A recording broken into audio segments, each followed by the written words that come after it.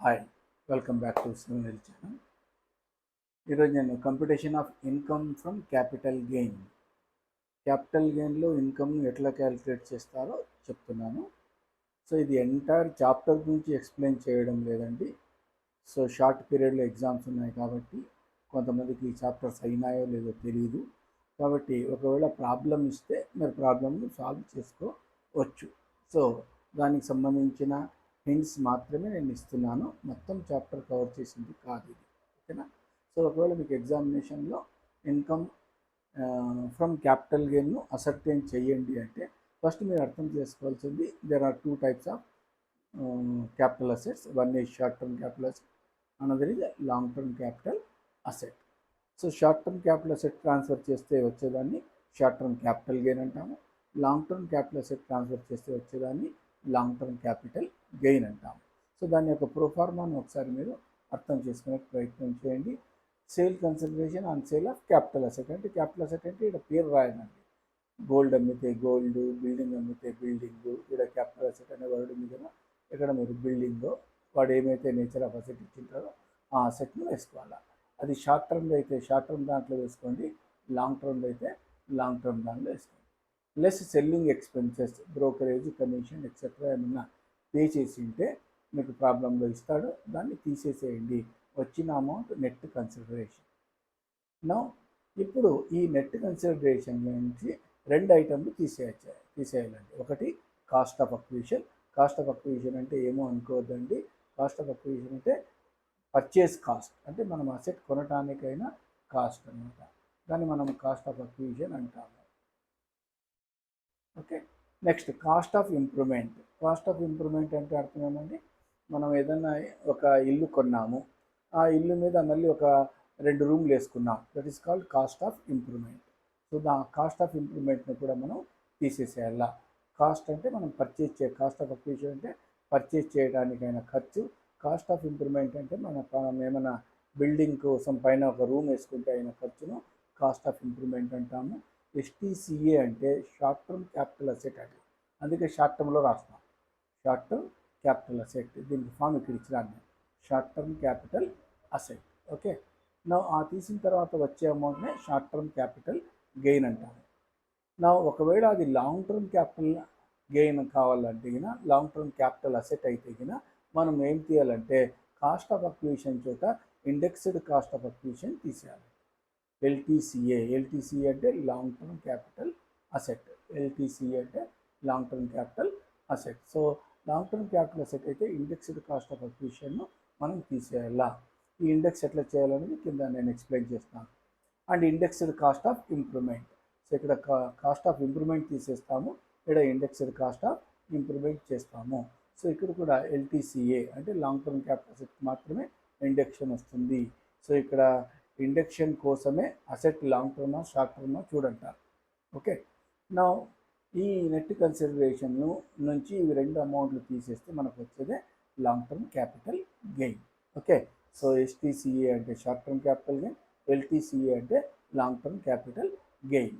ఇందులో నుంచి ఒకవేళ మనం ట్రాన్స్ఫర్ చేసిన అసెట్ లాంగ్ టర్మ్ అయ్యి హౌస్ ప్రాపర్టీ ఉంటే అటువంటి సమయంలో సెక్షన్ 54 అప్లై అవుతుంది. అంటే ఈ అమౌంట్లో నుంచి 54 డిడక్షన్ ఇవ్వాలండి. అంటే షార్ట్ టర్మ్కి ఏం బెనిఫిట్ లేదు, లాంగ్ టర్మ్కి మాత్రమే ఇక్కడ నేను డిస్కస్ చేస్తున్నాను. సో కాస్ట్ ఆఫ్ ఎంత అమౌంట్ ఇవ్వాలా అంటే cost of new house property or LTCG which ever is less is deductible. బాగా గుర్తుపెట్టుకోండి, క్యాపిటల్ అసెట్ అంటే మనం అమ్మిన అసెట్ బిల్డింగ్ ఉండాలా, అంటే హౌస్ ప్రాపర్టీ ఉండాలా, ఆర్ ఆ అమ్మిన తర్వాత మీరు సర్టన్ కండిషన్స్ ప్రకారము ఇంకొక హౌస్ ప్రాపర్టీ పర్చేస్ చేస్తే అప్పుడు మీకు ఈ డిడక్షన్ వస్తుంది. సో మీరు గుర్తుపెట్టుకోవాల్సింది హౌస్ ప్రాపర్టీ అమ్మి హౌస్ ప్రాపర్టీ కొంటే కొన్ని కండిషన్స్ ఉన్నాయని, ప్రస్తుతానికి అది అవసరం ఉండదు. సో ఇక్కడ మనకు కాస్ట్ ఆఫ్ న్యూ హౌస్ ఎంత అమౌంట్ తీసేయాలా, ఎంత amount cost of new house property కానీ ఆర్ ఎల్టీసీజీ, ఈ amount LTCG long term capital gain whichever is less is deductible. ఓకేనా, తీసిన తర్వాత వచ్చే అమౌంటే taxable long term capital gain. ఓకేనా, సో ఇది లాంగ్ టర్మ్ క్యాపిటల్ గెయిన్కి వస్తుంది. ఈ సెక్షన్ 54 ఎప్పుడు అప్లై అవుతుందంటే హౌస్ ప్రాపర్టీ అమ్మి కొత్త హౌస్ ప్రాపర్టీ కొంటే అప్పుడు డిడక్షన్ ఇస్తాము. ఎంత అమౌంట్ ఇస్తాము? కొత్త హౌస్ ప్రాపర్టీకి సంబంధించిన వాల్యూ ఆర్ ఎల్టీసీజీ ఇక్కడ వచ్చిన value whichever is less తీసేస్తాం. Remaining amount is taxable long term capital gain. ఒకవేళ 54 గురించి ఏమి ఇవ్వకపోతే ఇక్కడికి అయిపోయిందండి. నా ఇక్కడ బాగా బ్రాకెట్లో వచ్చింది. If the long term house property sold and new house property purchased then only section 54 deduction is allowed. Conditions apply అయ్యండి, బాగా గుర్తుపెట్టుకోండి. ఇది మీకు బ్రీఫ్గా చెప్తున్నాను, దీనికి సంబంధించిన కండిషన్స్ గురించి కూడా నేను చెప్పడం లేదు. ఓకే, దీనికి చాలా టైం పడుతుంది. ఓకే, నా సెక్షన్ 54F డిడక్షన్ కూడా మనకు అప్లికబుల్ అవుతుందండి లాంగ్ టర్మ్ క్యాపిటల్ అసెట్కు. మరి ఏం సెక్షన్ 54 అంటే ఇక్కడ ఏం చెప్తున్నాను, న్యూ హౌస్ ప్రాపర్టీ కొని న్యూ హౌస్ ప్రాపర్టీ ట్రాన్స్ఫర్ చేసి న్యూ హౌస్ ప్రాపర్టీ పర్చేజ్ చేయాలి. కానీ ఇక్కడ ఎనీ అదర్ ప్రాపర్టీ అండి, అంటే అర్థమేమి, అదర్ దాన్ హౌస్ ప్రాపర్టీ కాకుండా ఇడిచిన if long term capital asset అంటే if long term capital asset or if long term other than house property sold. ఇక్కడ లాంగ్ టర్మ్ క్యాపిటల్ అసెట్ కూడా కొడదాం, మనకు ఈజీ అవుతుంది.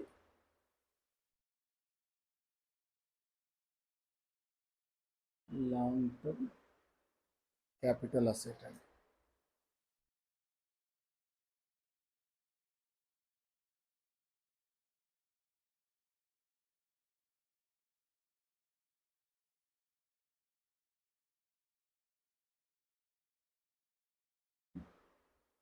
Long term capital asset other than house property sold చేసి new house property కొంటే అప్పుడు మీకు ఈ బెనిఫిట్ వస్తుందండి. సెక్షన్ 54F బెనిఫిట్ ఎప్పుడు వస్తుంది అంటే 54F అయితే మీకు లాంగ్ టర్మ్ క్యాపిటల్ అసెట్, అది కూడా ఏమి హౌస్ ప్రాపర్టీ కాకుండా వేరే ప్రాపర్టీ అమ్మి న్యూ హౌస్ ప్రాపర్టీని కొంటే అప్పుడు మీకు ఇది ఈ బెనిఫిట్ వస్తుంది.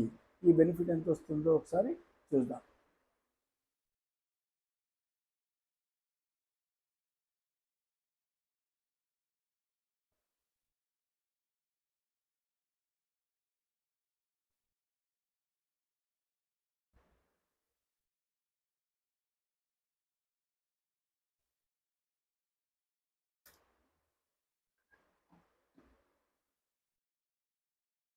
ఇప్పుడు మీకు సెక్షన్ 54 డిడక్షన్ రావాలంటే ఏం కావాలండి, లాంగ్ టర్మ్ క్యాపిటల్ అసెట్ అమ్మిండాల. ఆ లాంగ్ టర్మ్ క్యాపిటల్ అసెట్ ఏముండాలా, హౌస్ ప్రాపర్టీ కాకుండా వేరే అమ్మిండాల.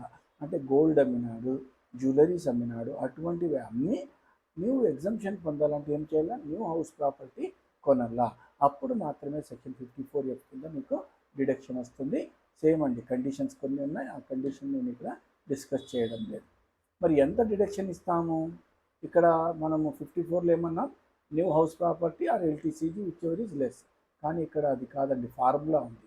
ఫార్ములా ఏమంటాడు, long term capital gain into cost of new house property. Long term capital gain into cost of new house property divide by net consideration. ఎంతైతే వస్తుందో దాని యొక్క విలువ ఇక్కడ తీసేసేయాలా. లెస్ సెక్షన్ 54 డిడక్షన్ అని రాసి వర్కింగ్ చేసి వచ్చిన అమౌంట్ని తీసిస్తే వచ్చేదే taxable income from long term asset అండి. ఓకేనా, long term capital gain. So ఇప్పుడు మీకు ఇక్కడ ఇండక్షన్ చేయమన్నానండి, ఇక్కడ ఉంది కదా ఇండెక్స్డ్ కాస్ట్ ఆఫ్ అక్విజిషన్. ఎట్లా చేయాలా, అది వెరీ సింపుల్ అండి. ఇది కూడా మీరు ప్రాబ్లమ్ సాల్వ్ చేయడానికి ఇంపార్టెంట్ కాబట్టి ఇక్కడ indexed cost of acquisition is equal to ఏం తీసుకోవాలంటే cost of acquisition or FMV అంటే fair market value on 1/4/2001 whichever is higher తీసుకుందాం. అంటే బెనిఫిట్ అసెస్సీకి బెనిఫిట్ ఏముందో అది తీసుకోవాలండి. ఈ రెండిట్లో ఏదైతే హయ్యెస్ట్ ఉంటుందో అవి తీసుకుందాం. Cost of acquisition or fair market value on 1/4/2001 whichever is higher తీసుకోండి into indexed cost of financial year in which it was sold. ఏ ఇయర్లో అయితే మనం అమ్మినామో ఆ ఇయర్కి సంబంధించిన ఇండెక్స్ మీకు ప్రాబ్లంలో ఇస్తాడు, దాంతో మల్టిప్లై చేయండి, డివిజన్ చేయాలండి. Indexed cost of which assessee becomes the owner of the sold property. So index of the property, యాక్చువల్గా index of the property in which assessee becomes the owner of the sold asset. Index of the property index of the asset అనండి. Index of the asset కాదు,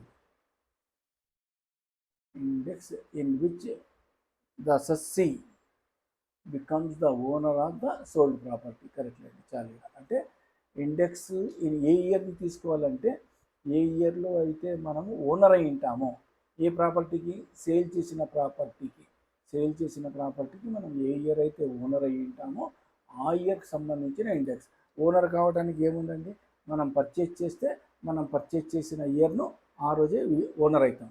అదే మనకి ఎవరైనా property నీ పేరు మీద transfer చేస్తే, అంటే నీకు ఫ్రీగా వస్తే, అటువంటి సమయంలో కూడా నీకు ఏ ఇయర్లో నీకు ఆ ప్రాపర్టీ వచ్చిందో ఆ ఇయర్కి సంబంధించిన ఇండెక్స్ వేయాలండి. చాలా జాగ్రత్తగా ఉండాలండి. Index in which the assessee becomes the owner of the sold asset. Index of the year అని పెడదాం, of the year. Index of the year in which assessee becomes the owner of the sold asset. ఏ ఇయర్లో అయితే నువ్వు owner అయి ఉంటావో ఆ year సంబంధించిన ఇండెక్స్ ఇస్తే ఆ వచ్చిన అమౌంటే ఇండెక్స్డ్ కాస్ట్ ఆఫ్ అక్విజిషన్. ఇక్కడ ఫెయిర్ మార్కెట్ వాల్యూ ఆన్ 1/4/2001 ఉంటే గిన, అంటే ఇది ఎప్పుడు అప్లై అవుతుందంటే, if the property is purchased by you or your elders, whatever it may be, is before 1/4/2001, then only this in FMV is considered. అంటే నువ్వు property నువ్వు కానీ నీకు ఎవరైతే గిఫ్ట్గా ఇచ్చినారో వాళ్ళు కానీ 1/4/2001 కన్నా ముందు అసెట్ పర్చేజ్ చేస్తే అటువంటి సమయంలో మాత్రమే మీకు ఫెయిర్ మార్కెట్ వాల్యూ పిక్చర్లో వస్తుంది. లేకుంటే దీని గురించి మీరు అడిగి మర్చిపోవచ్చు. అంటే మీరు ఇప్పుడు ఫర్ ఎగ్జాంపుల్ మీరు ఒక 1/4/2015కి మీరు అసెట్ కొన్నారనుకోండి, అప్పుడు ఫెయిర్ మార్కెట్ వాల్యూ రాదు. ఎందుకంటే 1/4/2001 కన్నా ముందు ఉండే ప్రాపర్టీస్కి మాత్రమే ఈ లాజిక్ అప్లై అవుతుంది, ఈ వాల్యూ అప్లై అవుతుంది. Okay, this is induction of cost of acquisition. నా కాస్ట్ ఆఫ్ ఇంప్రూవ్మెంట్ని కూడా మనం ఇండెక్స్ చేయొచ్చు. కాస్ట్ ఆఫ్ ఇంప్రూవ్మెంట్ని కూడా మనం ఇండెక్స్ చేయొచ్చు. కాస్ట్ ఆఫ్ ఇంప్రూవ్మెంట్ని ఇండెక్స్ చేయాలంటే మనం ఎంతైతే కాస్ట్ ఆఫ్ ఇంప్రూవ్మెంట్ ఉందో అది ఇంటూ ఏ ఇయర్లో అయితే మనము ఆ ప్రాపర్టీని అమ్మినామో అది ఇంటూ డివైడ్ బై, ఇక్కడ నీకు ఏ ఇయర్లో నువ్వు ఇంప్రూవ్మెంట్ చేస్తావో ఆ ఇయర్కి సంబంధించిన ఇండెక్స్ వేయాలి. ఇక్కడైతే పర్చేజు ఆర్ నీకు ట్రాన్స్ఫర్ అయిన ఇయర్, ఇక్కడైతే నువ్వు కాస్ట్ ఆఫ్ ఇంప్రూవ్మెంట్ ఎప్పుడు చేస్తావో ఆ ఇయర్కి సంబంధించిన ఇండెక్స్ వేయాలి.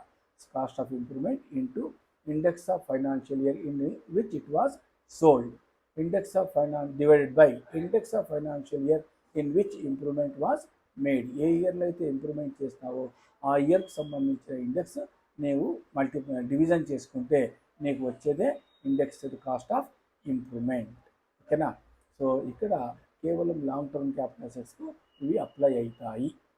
ఓకే, నా సింపుల్గా ఇక్కడ నేను లాంగ్ టర్మ్ అసెట్స్ అంటే ఏమి, షార్ట్ టర్మ్ అసెట్స్ అంటే ఏమో డిఫైన్ చేస్తున్నానండి. సో ఇక్కడ how to distinguish between short term and long term capital asset ఒక టేబుల్ రూపంలో చెప్తున్నాను. ఇక్కడ చూసుకోండి, ఇక్కడ షార్ట్ టర్మ్ క్యాపిటల్ అసెట్ అంటున్నాను, ఇక్కడ లాంగ్ టర్మ్ క్యాపిటల్ అసెట్ అంటున్నాను. ఎట్లా డిసైడ్ చేస్తారు అంటే, మీకు ఇచ్చిన ప్రాబ్లంలో లిస్టెడ్ షేర్స్ అండ్ సెక్యూరిటీస్ ఇస్తే, అంటే capital asset listed shares and securities ఉంటే మీ దగ్గర అది 12 months అంతకన్నా తక్కువగా ఉంటే దాన్ని షార్ట్ టర్మ్ అంటాము, 12 months కన్నా ఎక్కువగా ఉంటే దాన్ని లాంగ్ టర్మ్ అంటాము. So listed securities, listed shares ఏమైనా నీ దగ్గర ఉంటే, లిస్టెడ్ అంటే స్టాక్ ఎక్స్చేంజ్లో రిజిస్టర్ అయినవండి, మీకు లిస్టెడ్ అని ఇచ్చేస్తాడు ప్రాబ్లంలో, కాబట్టి కన్ఫ్యూజ్ అవసరం లేదు. సో లిస్టెడ్ షేర్స్ కానీ సెక్యూరిటీస్ ఇస్తే మీకు 12 months కన్నా మీ దగ్గర తక్కువగా ఉంటే దాన్ని మనం short term capital asset, 12 months కన్నా ఎక్కువగా ఉంటే దాన్ని మనము లాంగ్ టర్మ్ క్యాపిటల్ అసెట్ అంటాము. అదే ఒకవేళ అది కాకుండా నీ ఇప్పుడు సేల్ చేసిన capital asset land, building or both and unlisted shares కానీ సెక్యూరిటీస్ ఉంటే 12 months బదులుగా 24 months నేర్చుకోండి. ఓకే, 24th month లేదా అంతకన్నా తక్కువగా ఉంటే దాన్ని షార్ట్ టర్మ్ క్యాపిటల్ అసెట్ అంటాము, 12 months కన్నా ఎక్కువగా ఉంటే దాన్ని లాంగ్ టర్మ్ క్యాపిటల్ అసెట్ అంటాము. ఇవి రెండూ కాకుండా ఎనీ అదర్ అసెట్ మీ దగ్గర ఉంది, సే బులియన్, గోల్డ్, ఇటువంటివి నువ్వు అమ్ముతున్నావు అనుకుంటే అటువంటి సమయంలో లాంగ్ టర్మ్ క్యాపిటల్ అసెట్ అనేది 36 months చూడాలండి. మోర్ దాన్ 36 మంత్స్ ఉంటే నీకు లాంగ్ టర్మ్ అవుతుంది, లెస్ దాన్ 36 మంత్స్ ఉంటే అది షార్ట్ టర్మ్ అవుతుంది. ఓకేనా? సో లాంగ్ టర్మ్ అసెట్స్లకు మాత్రమే ఇండక్షన్ అప్లై అవుతుంది, షార్ట్ టర్మ్ అసెట్స్కు ఇండక్షన్ అప్లై కాదు. ఓకేనా? సో సింపుల్ అండి. 3 క్యాపిటల్ అసెట్స్ కింద డివిజన్ చేసుకున్నాము. ఒకటి లిస్టెడ్ షేర్స్ అండ్ సెక్యూరిటీస్, రెండవది land and building or both and unlisted shares and securities. పైంది లిస్టెడ్ షేర్స్, కిందది అన్లిస్టెడ్. మూడవది ఇవి 3 కాకుండా, 3 ఎందుకంటే listed shares and securities, land and building or both unlisted shares and securities. ఇది ఒకటి land and building and unlisted shares and securities. ఈ 3 కాకుండా ఏదైనా అసెట్, క్యాపిటల్ అసెట్ను అమ్మితే అటువంటి సమయంలో మీరు ఎంత తీసుకోవాలి, ఏ విధంగా ఆలోచించాలా, ఈ విధంగా ఆలోచించాలా. కాబట్టి సింపుల్గా కన్క్లూడింగ్ చేస్తాము. లిస్టెడ్ షేర్స్ అండ్ సెక్యూరిటీస్ గురించి ఆలోచించేటప్పుడు షార్ట్ టర్మ్ అంటే మీ దగ్గర 12 మంత్స్ అంతకన్నా తక్కువగా ఉంటే దాన్ని షార్ట్ టర్మ్ కింద తీసుకో, 12 మంత్స్ కన్నా ఎక్కువగా ఉంటే లాంగ్ టర్మ్ కింద తీసుకోండి. అదే land building or both or మీకు అన్లిస్టెడ్ షేర్స్ అండ్ సెక్యూరిటీస్ ఇస్తే ఇక్కడ 12 మంత్స్ బదులుగా 24 మంత్స్ తీసుకోండి. 24 మంత్స్ కన్నా తక్కువగా ఉంటే దాన్ని మనము షార్ట్ టర్మ్ క్యాపిటల్ అసెట్ అంటాము. 24 మంత్స్ కన్నా ఎక్కువగా ఉంటే ఎవరి దగ్గర, ఎవరైతే అమ్ముతున్నారో వాళ్ళ దగ్గర, అంటే అసెస్సీ దగ్గర సో ఉంటే అటువంటి సమయంలో దాన్ని లాంగ్ టర్మ్ అంటాము. ఎనీ అదర్ అసెట్ అంటే ఇవి 3 కాకుండా ఏ అసెట్ అయినా కూడా నీవు అది షార్ట్ టర్మా లాంగ్ టర్మా చూడాలంటే దాని యొక్క హోల్డింగ్ పీరియడ్ అంటే అసెస్సీ దగ్గర ఉన్న పీరియడ్ ఎంత ఉందో చూడండి. మీ దగ్గర ఈ పైన చెప్పిన 3 అసెట్స్ కాకుండా వేరే అసెట్స్ 36 మంత్స్ అంతకన్నా తక్కువగా ఉంటే దాన్ని షార్ట్ టర్మ్ కింద తీసుకో, అండ్ 36 మంత్స్ అంతకన్నా ఎక్కువగా ఉంటే దాన్ని లాంగ్ టర్మ్ కింద తీసుకో. ఓకేనా? మళ్ళీ గుర్తు చేస్తున్నానండి, నేను ఇక్కడ మీకు సెక్షన్ 54 అండ్ 54F చెప్తున్నాను. రెండే సెక్షన్లు ఉన్నాయని మీరు అనుకోవద్దండి, నెంబర్ ఆఫ్ సెక్షన్స్ ఉన్నాయి. సెక్షన్ 54 నుంచి 54GB వరకు ఉంది. అన్నీ మీకు చెప్పడం లేదు, ఎందుకంటే నాకు తెలిసి మీకు ఇంత అడిగే అవకాశాలు ఉన్నాయి మన స్టాండర్డ్ లెవెల్కు. కాబట్టి నేను ఇంతే ఎక్స్ప్లెయిన్ చేస్తున్నాను. చాలా ఎక్కువగా ఉంది సిలబస్, అంటే సిలబస్ ఎక్కువగా ఉండొచ్చు అండ్ క్యాపిటల్ గెయిన్లో కూడా చాలా నేర్చుకునే పాయింట్స్ ఉన్నాయి.